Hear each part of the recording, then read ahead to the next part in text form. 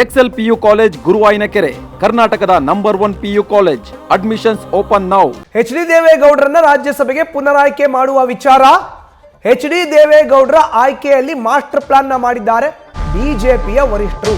ಬಹುಮುಖ್ಯ ಇದು. June 30, 2026ಕ್ಕೆ H D ದೇವೇಗೌಡರ ರಾಜ್ಯಸಭೆಯ ಈ ಅವಧಿ ಅಂತ್ಯ ಆಗುತ್ತೆ. ಹೀಗಾಗಿ ಎಚ್ ಡಿ ದೇವೇಗೌಡರನ್ನ ಪುನರಾಯ್ಕೆ ಮಾಡಲಿಕ್ಕೆ ಬಿಜೆಪಿ ವರಿಷ್ಠರು ಈಗ ಬಿಗ್ ಪ್ಲಾನ್ ಒಂದನ್ನು ಮಾಡಿಕೊಂಡಿದ್ದಾರೆ. ದೇವೇಗೌಡರ ರಾಜ್ಯಸಭಾ ಸದಸ್ಯ ಸ್ಥಾನದ ಅವಧಿ ಜೂನ್ 30ಕ್ಕೆ ಅಂತ್ಯ ಆಗ್ತಾ ಇದೆ. ಈ ಬಾರಿ ಅವರ ಆಯ್ಕೆಯಲ್ಲಿ ಬಿಜೆಪಿ ವರಿಷ್ಠರು ಮಾಸ್ಟರ್ ಪ್ಲಾನ್ ನ ಮಾಡಿಕೊಂಡಿದ್ದಾರೆ. ನ್ಯೂಸ್ ಫಸ್ಟ್ಗೆ ಎಚ್ ಡಿ ದೇವೇಗೌಡರ ಆಯ್ಕೆಯ ಹಿಂದಿನ ಕಂಪ್ಲೀಟ್ ಮಾಹಿತಿ ಲಭ್ಯ ಇದೆ.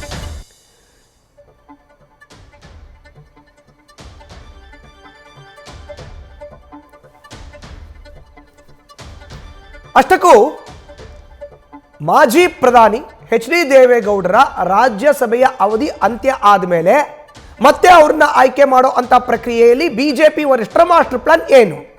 ನ್ಯೂಸ್ ಫಸ್ಟ್ಗೆ ಇದರ ಕಂಪ್ಲೀಟ್ ಡೀಟೇಲ್ಸ್ ಲಭ್ಯ ಆಗಿದೆ. ನೋಡಿ, ಮೊದಲನೇದಾಗಿ 2020ರಲ್ಲಿ ಕಾಂಗ್ರೆಸ್ ಜೊತೆಗಿನ ಮೈತ್ರಿಯ ಹಿನ್ನೆಲೆಯಲ್ಲಿ ದೇವೇಗೌಡರು ರಾಜ್ಯಸಭೆಗೆ ಪ್ರವೇಶವನ್ನು ಪಡೆದಿದ್ರು. ಈಗ ಬಿಜೆಪಿ ಜೊತೆ ನಂಟನ್ನ ಇಟ್ಕೊಂಡಿದೆ JDS. ಹೀಗಾಗಿ ಈ ಬಾರಿ ಬಿಜೆಪಿ JDS ಮೈತ್ರಿ ಅಭ್ಯರ್ಥಿಯಾಗಿ ರಾಜ್ಯ ವಿಧಾನಸಭೆಯಿಂದ ರಾಜ್ಯಸಭೆಗೆ ದೇವೇಗೌಡರನ್ನ ಆಯ್ಕೆ ಮಾಡಬೇಕಾಗತ್ತೆ. ಬಟ್ ಅದು ಬೇಡ. ಕಾರಣ ಏನು ಅಂದರೆ, ಎಚ್ ಡಿ ದೇವೇಗೌಡರು ಕಳೆದ ಅಧಿವೇಶನದಲ್ಲಿ ಮಾತನ್ನು ಆಡಬೇಕಾದ್ರೆ ಭಾವನಾತ್ಮಕವಾಗಿ ಮಾತನ್ನು ಆಡಿದರು. ರಾಜ್ಯದ ನೆಲ ಜಲ ಗಡಿಯನ್ನು ಕಾಪಾಡಿ ಅನ್ನೋ ಒಂದು ಮಾತನ್ನು ಹೇಳ್ತಾ ಇದು ನನ್ನ ಕೊನೆಯ ಅಧಿವೇಶನ ಅಂತ ಹೇಳಿದರು. ಆಗ ನೇರವಾಗಿ ಪ್ರಧಾನಿ ನರೇಂದ್ರ ಮೋದಿ ಅವರ ಅಖಾಡಕ್ಕೆ ಎಂಟ್ರಿ ಆಗಿ ದೇವೇಗೌಡರನ್ನ ಭೇಟಿಯಾಗಿ, ನೀವು ಆ ರೀತಿ ಮಾತನ್ನೆಲ್ಲ ಆಡಬಾರ್ದು, ನೀವು ರಾಜ್ಯಸಭೆಯಲ್ಲಿ ಇರಬೇಕು, ದೇವೇಗೌಡರು ಅಂದರೆ ವ್ಯಕ್ತಿಯಲ್ಲ, ಅವರು ಶಕ್ತಿ, ಹೀಗಾಗಿ ಅವರು ರಾಜ್ಯಸಭೆಯಲ್ಲಿ ಇರಬೇಕು, ನಿಮ್ಮನ್ನು ಪುನರಾಯ್ಕೆ ಮಾಡುತ್ತೆ ಬಿಜೆಪಿ ಅಂತ ಹೇಳಿದ್ರು. ಇದರ ಮುಂದುವರೆದ ಭಾಗವಾಗಿ ಈಗ ನೇರವಾಗಿ ರಾಜ್ಯದಿಂದ ಅವ್ರನ್ನ ವಿಧಾನಸಭೆಗೆ ಆಯ್ಕೆ ಮಾಡಬೇಕು ಅಂದರೆ, ರಾಜ್ಯ ವಿಧಾನಸಭೆಯಿಂದ ರಾಜ್ಯಸಭೆಗೆ ಆಯ್ಕೆ ಮಾಡಬೇಕು ಅಂತ ಹೇಳಿದ್ರೆ ಎರಡೂ ಪಕ್ಷದ ಮೈತ್ರಿ ಅಭ್ಯರ್ಥಿಯಾಗಿ ಅವ್ರನ್ನ ಕಣಕ್ಕಿಳಿಸ್ಬೇಕಾಗತ್ತೆ. ಆ ರೀತಿ ಅವ್ರನ್ನ ನಡೆಸ್ಕೊಳ್ಳೋದಕ್ಕಿಂತ ಸ್ಪಷ್ಟ ಬಹುಮತ ಯಾವ ರಾಜ್ಯದಲ್ಲಿ ಬಿಜೆಪಿಗೆ ಇದೆಯೋ ಆ ರಾಜ್ಯದ ವಿಧಾನಸಭೆಯಿಂದ ರಾಜ್ಯಸಭೆಗೆ ಆಯ್ಕೆ ಮಾಡೋ ಅಂತ ಪ್ರಕ್ರಿಯೆಯನ್ನು ಮಾಡೋದ್ರ ಮುಖಾಂತರ ಒಂದು ಮಾಸ್ಟರ್ ಸ್ಟ್ರೋಕನ್ನು ಕೊಡಲಿಕ್ಕೆ ಬಿಜೆಪಿ ವರಿಷ್ಠರು ತೀರ್ಮಾನವನ್ನು ಮಾಡಿದ್ದಾರೆ. ಹೇಗೆ, ಯಾಕೆ ಅಂದರೆ, ಸ್ಪಷ್ಟ ಬಹುಮತ ಇದ್ದರೆ ದೇವೇಗೌಡರಿಗೆ ಯಾವುದೇ ಕಾರಣಕ್ಕೂ ಹಿನ್ನಡೆ ಆಗಲ್ಲ.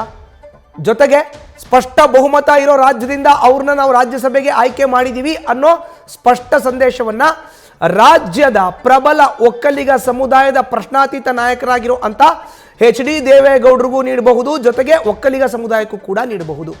ಈ ಮಾಸ್ಟರ್ ಪ್ಲಾನ್ನ ಬಿಜೆಪಿ ನಾಯಕರು ಮಾಡಿಕೊಂಡು ಎಚ್ ಡಿ ದೇವೇಗೌಡರನ್ನ ರಾಜ್ಯಸಭೆಗೆ ಸ್ಪಷ್ಟ ಬಹುಮತ ಇರೋ ಅಂತ ಬಿಜೆಪಿಯ ಯಾವುದಾದ್ರೂ ಒಂದು ರಾಜ್ಯ, ಅದು ಗುಜರಾತ್ ಇರಬಹುದು, ಮಹಾರಾಷ್ಟ್ರ ಇರಬಹುದು, ಈ ರೀತಿ ಸ್ಪಷ್ಟ ಬಹುಮತದಲ್ಲಿ ಅಧಿಕಾರವನ್ನು ಹಿಡಿದಿರೋ ಅಂತ ರಾಜ್ಯದಿಂದ ಅವ್ರನ್ನ ರಾಜ್ಯಸಭೆಗೆ ಆಯ್ಕೆ ಮಾಡೋ ಅಂತ ಮಾಸ್ಟರ್ ಪ್ಲಾನ್ ನ ಮಾಡ್ಕೊಂಡಿದ್ದಾರೆ. ಈ ಮೂಲಕ ಜೂನ್ 30, 2026ಕ್ಕೆ ಅಂತ್ಯ ಆಗುವಂತ ಎಚ್ ಡಿ ದೇವೇಗೌಡರ ರಾಜ್ಯಸಭೆಯ ಅವಧಿ ಏನಿದೆ ಅದು ಮುಗಿದ ಬಳಿಕ ಮತ್ತೊಮ್ಮೆ ಅವ್ರನ್ನ ಆಯ್ಕೆ ಮಾಡಲಾಗುತ್ತೆ ರಾಜ್ಯಸಭೆಗೆ, ಯಾವುದಾದ್ರೂ ಒಂದು ಬಿಜೆಪಿ ಸ್ಪಷ್ಟ ಬಹುಮತ ಇರೋ ರಾಜ್ಯದಿಂದ.